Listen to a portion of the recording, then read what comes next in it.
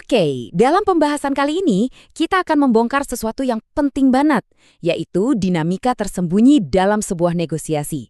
Tujuannya simpel aja kok, yaitu supaya Anda bisa mendapatkan hasil yang jauh lebih baik dengan cara memahami apa yang seringkali nggak kelihatan atau nggak terucap.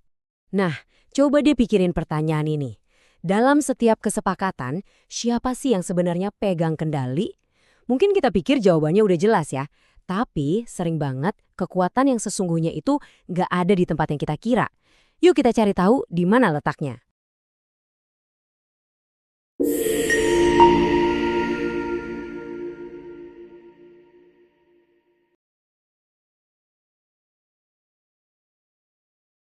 Oke, kita mulai dari akarnya dulu ya. Ada satu konsep yang, sadar atau enggak, sering banget jadi penentu dalam negosiasi yang enggak seimbang. Namanya adalah ketidakseimbangan informasi. Biar gampang, bayangin aja sebuah timbangan. Di satu sisi ada penjual, di sisi lainnya ada pembeli. Nah, asimetri informasi ini terjadi pas timbangannya jadi berat sebelah. Kenapa? Karena salah satu pihak tahu lebih banyak. Dan inilah yang menciptakan ketidakseimbangan kekuatan yang bisa dimanfaatin. Contoh yang paling gampang kita temui sehari-hari itu waktu beli mobil bekas. Penjualnya kan tahu semua riwayat mobil itu. Pernah nabrak atau enggak, ada masalah mesin yang disembunyiin atau enggak. Sementara kita sebagai pembeli, ya kita cuma bisa nebak-nebak aja berdasarkan apa yang kelihatan dan apa yang mereka mau kasih tahu. Nah, dari sini efek dominonya mulai jalan. Karena pembeli nggak yakin mana mobil yang bagus, mereka jadinya nawar harga rata-rata aja buat jaga-jaga. Tapi harga segitu kan kerendahan buat pemilik mobil yang kondisinya masih bagus. Akhirnya, mereka cabut dari pasar. Terus yang sisa apa? Iya, kebanyakan mobil jelek. Ini bisa bikin pasar jadi rusak cuma gara-gara informasi yang nggak seimbang. Sekarang yuk kita tarik konsep besar tadi ke level yang lebih personal. Yaitu, kenapa sih negosiasi tatap muka sering banget gagal? Gini, secara alami, kalau kita ngerasa kekurangan informasi, respons pertama kita itu pasti bertahan. Kita jadi lebih banyak ngomong buat ngebela posisi kita. Dan akibatnya, jadi kurang dengerin. Ironisnya, justru sikap defensif inilah yang bikin kita makin ketinggalan informasi.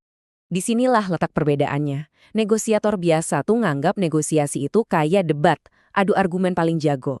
Tapi negosiator yang sukses, mereka ngelihatnya sebagai proses penemuan. Waktu mereka dipakai buat belajar, bukan buat nyeramahin. Dan ini bukan omong kosong loh. Ada datanya. Riset dari IP Academy nunjukin kalau negosiator sukses itu nanya 2 kali lebih banyak daripada negosiator biasa. Kenapa?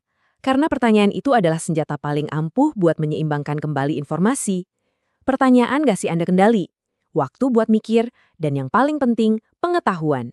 Oke, jadi kita udah tahu kalau informasi itu kunci. Tapi ini bukan cuma soal dapat informasi sebanyak-banyaknya, tapi soal dapat informasi yang tepat. Disinilah permainannya berubah. Dari yang tadinya adu argumen jadi kerjasama memecahkan masalah. Coba dibayangin gunung es. Apa yang orang bilang mereka mau, itu posisi mereka.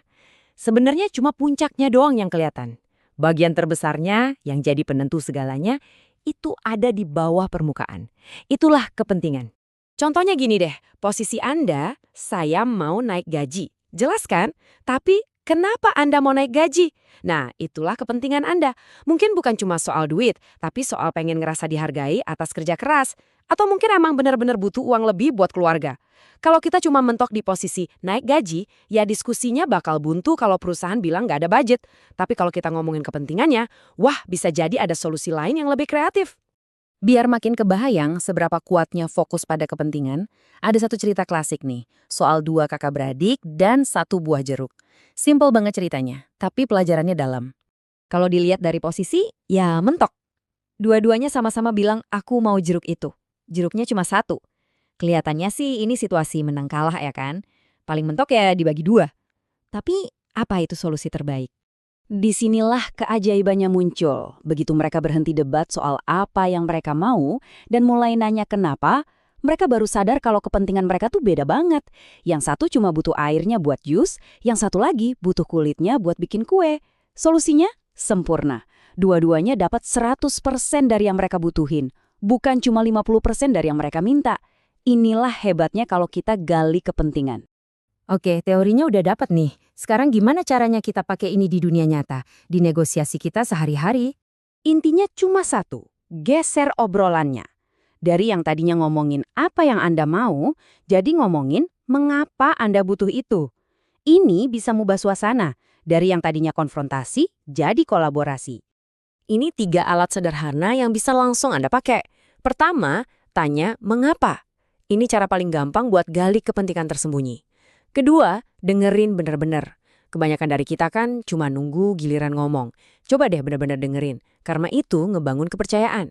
Ketiga, jangan takut buat share mengapa versi Anda. Ini kayak ngasih undangan ke pihak lain buat nyari solusi bareng-bareng. Terakhir, sebagai pengingat, jangan sampai kejebak di 3 hal ini. Pertama, jebakan kontrol, yaitu kebanyakan ngomong, kurang nanya. Kedua, jebakan hubungan, yaitu nggak mau nerima ide orang lain. Dan ketiga, jebakan pencapaian, yaitu pakai argumen-argumen lemah yang malah bikin posisi kita gampang diserang. Kalau bisa hindari 3 ini, Anda udah di jalur yang benar. Jadi, inilah pertanyaan terakhir buat Anda. Lain kali ada berdiskusi atau bernegosiasi, entah itu soal kerjaan, sama keluarga, atau waktu mau beli sesuatu, coba deh berhenti sejenak. Jangan cuma dengerin apa yang diucapin di permukaan, tapi coba dengerin apa yang ada di baliknya. Kira-kira kepentingan tersembunyi apa yang bisa Anda temukan?